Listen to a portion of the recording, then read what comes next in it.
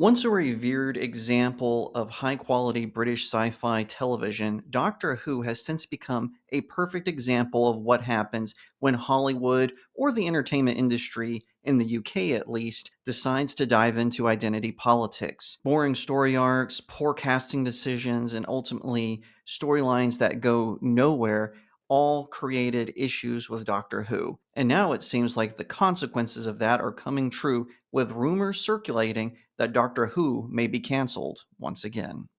'Cause I've been living life right like I could just die any minute. Going for a ride down the side. Hi everyone, welcome to the StudioJake vidcast where I talk about all things pop culture. Be sure to like, share, and subscribe. And if you're watching on YouTube, ring that little bell so you get notifications when I post a new vidcast, and consider becoming a channel member. Every time I talk about Doctor Who, I get BBC stans in my comment section because the fact is I've never seen a single episode of Doctor Who. I am not a fan of it.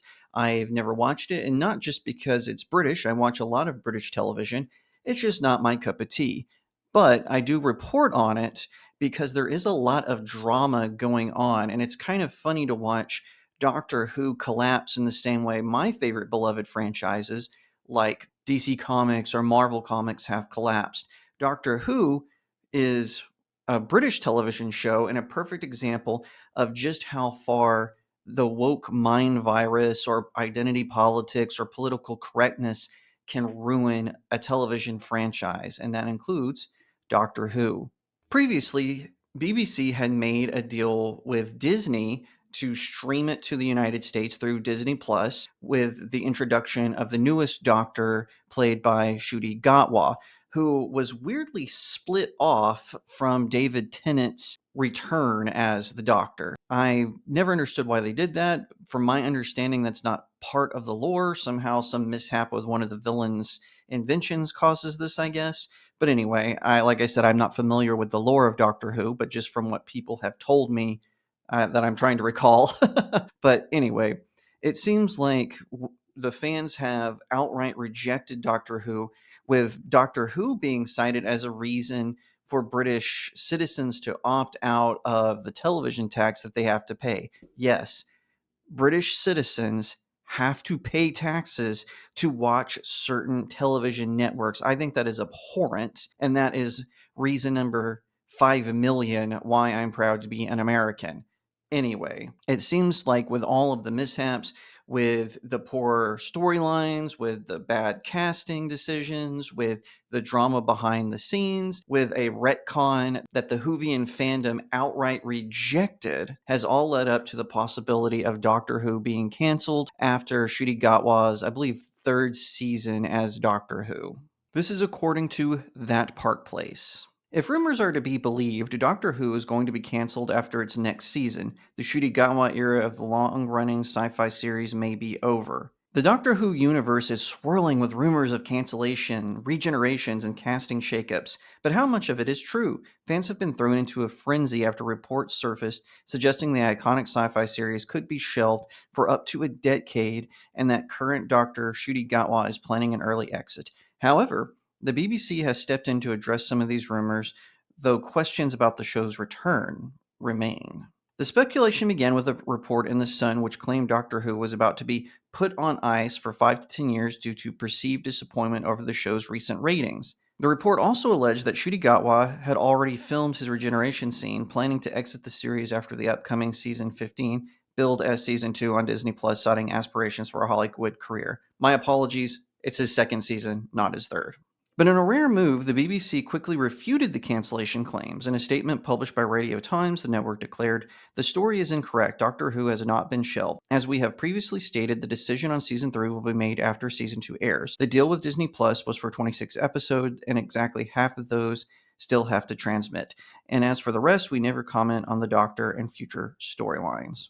I actually find that hilarious because I remember when all the rumors on who would replace Jodie Whittaker was happening, BBC wouldn't freaking shut up about the Doctor and future storylines. Anyway, back to the article. While this might have calmed some fears, the BBC's response left plenty of room for doubt. Notably, the network didn't confirm that a third season was in the works, only that a decision will be made after season 2 airs. This isn't exactly a strong counter to the rumors, especially for a franchise as historically significant as Doctor Who. Normally, a flagship show like this would already be deep into pre production for the next season, ensuring a seamless transition between series. The lack of a firm commitment has only fueled speculation that the show's future is hanging in the balance dependent on the performance of Gatwa's second season. Ncuti Gatwa, known for his breakout role in Sex Education, made his Doctor Who debut during the 2023 Christmas special, officially becoming the 15th Doctor. However, his time in the TARDIS may already be nearing its end. Multiple sources, including The Sun, report that Gatwa has plans to move to LA to pursue new projects,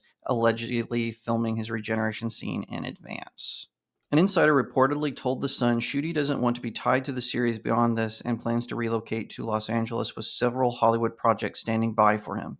His team also sees a lot of fan backlash from the series and doesn't want the perception of him still being the Doctor to get in the way of any future work. While the BBC hasn't confirmed or denied Gatwa's departure, it's worth noting that most modern Doctor Who actors have stuck around for at least 3 seasons. The exception, Christopher Eccleston, who left after just 1 season in 2005, and David Tennant's recent return as the 14th Doctor, which spanned only 3 special episodes. The article then goes on to describe how the ratings decline of Doctor Who has started since Peter Capaldi left the show as the 12th Doctor, how they could not maintain it with Jodie Whittaker, how David Tennant didn't seem to be able to save it, and Ncuti Gatwa just continued to drop it. So go to thatpartplace.com, read the rest of the article. They really go through a lot of the history of the decline in ratings and go even more detail as to what's going on with Doctor Who.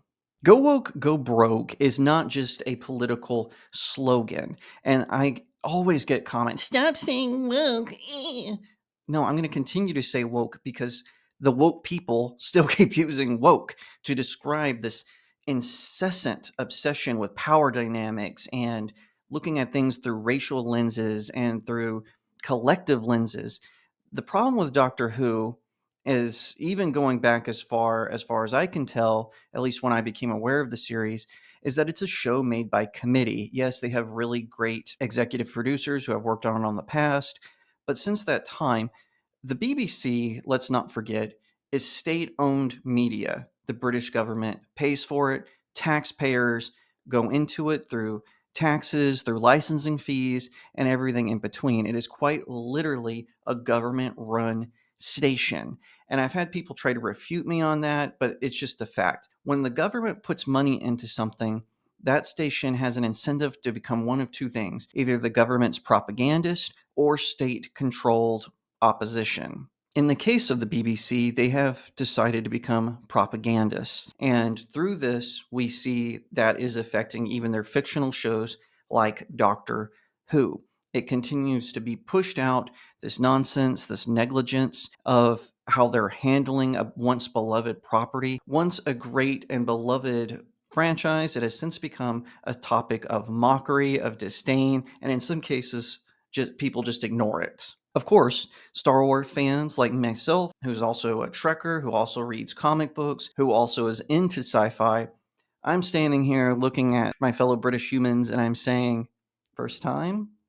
Because this has happened to a ton of beloved properties here in the United States, and I have a feeling it's also happening to other properties in the United Kingdom. This sort of woke mind virus only exists as long as people allow it. And the British people, y'all need to stand up and say, hey, we don't want this garbage. We want a good actor to play the Doctor. We want better story arcs. We don't want politics infused into it. They can say that. You, as the audience member, have more power than you think, even with a state run channel like the BBC. You can do it. And one final thing I'll say, never forget, the BBC has a statue that was made by a guy who was a convicted, I guess the politically correct term that I can see on YouTube is MAP. And whenever other places found out what this guy was, what he was doing to children, they destroyed his statues or at least took them down. The BBC has not only refused to take down a statue that was made by this man that they themselves commissioned, they even repaired it when it had gotten vandalized. There would have been a perfect excuse to get rid of it right there. Oh, it's been vandalized, so we're just going to take it down. No, they paid to restore it. That's the kind of network the BBC is. So keep that in mind. next time you decide whether you want to watch Doctor Who or not. If you like that video, be sure to give it a like, share it out to all your friends, leave me a comment and tell what you think, and subscribe. If you're watching on YouTube, ring that little bell to get notifications when I post a new vidcast, and consider becoming a channel member. If you would be so kind, head on over to my website, StudioJakeMedia.com. I've got even more articles and reviews covering pop culture topics like film, television, comic books, and so much more. Best of all, it's free. There aren't even any ads. All you have to do to subscribe is to put in your email address or use the WordPress app to get notifications. If you're looking for fiction that doesn't dive into identity politics, check out my 4 novels. I've got Cacophony, A Tale of Faith and Fear. It's about angels and demons warring over the souls of a small Texas town. If you like supernatural thrillers and paranormal activity and action, this is definitely the book for you. If you're more into sword and sorcery, check out my series, The Seven Royals. I've got book 1, All Good Things. Book 2 is Breaking the Stars. And book 3, which will conclude this trilogy, is coming very soon. It's about a group of your favorite fairy tale characters who have to battle a dark army to protect their homeland. You are going to love it. Last but definitely not least, I have Blessed Child. It is a fantasy romance novella that follows an elf princess who finds herself pregnant with a human child. This sends her kingdom into turmoil. Her father, the king of the elves, hires a human knight to be her bodyguard. The princess and the knight form an unlikely friendship as they navigate through the chaos around them. It is life affirming. It is about courage under fire, and you're not going to want to miss it. Pick one or all of them up at Amazon.com. Leave me a 5-star review. It really helps out small indie creators like myself. Once again, thank you so much for watching, and I'll see you on the next Regeneration of Studio Jake. 'Cause I've been living life right like I